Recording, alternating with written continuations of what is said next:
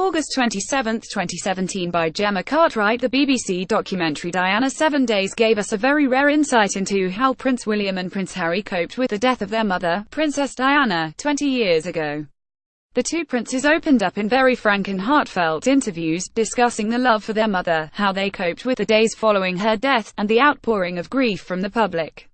Soon after Diana's death and prior to her funeral, the princes attended a service at Crathy Church before being taken to view tributes to Diana that had been left at Balmoral Castle.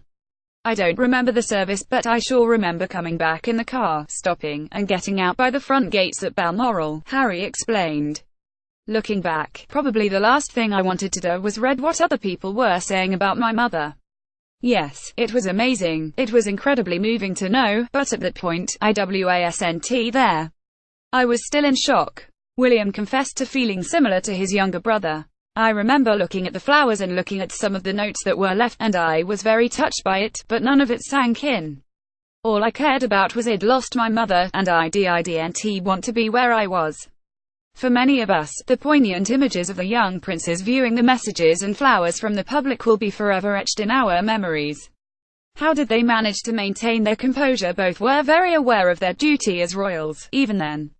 William explained, "When we go out and do things like that, in order not to completely and utterly break down, you have to put on a bit of a game face. You have to be quite strong about it because otherwise you're a walking mess." Harry, who was just 12 at the time, was determined to keep his tears private. "Looking back on it, I'm glad that I never cried in public. There was a fine line between grieving while working and grieving in private.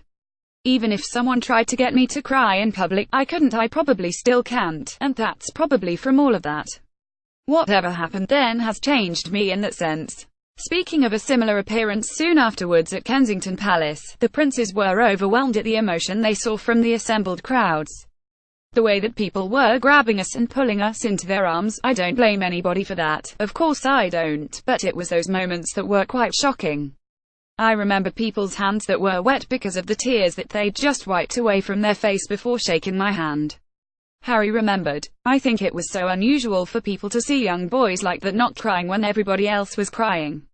The princes are clearly aware that it seemed like some members of the public wanted them to cry, to show more emotion, but their duty as royals was to be strong and composed and to grieve in private. Harry does, however, recognize how much was being asked of him at such a young age. "What we were doing and what was being asked of us was verging on normal then, but now you think, what looking at us then, we must have been in this state of shock." Image source Getty Anwar Hussain.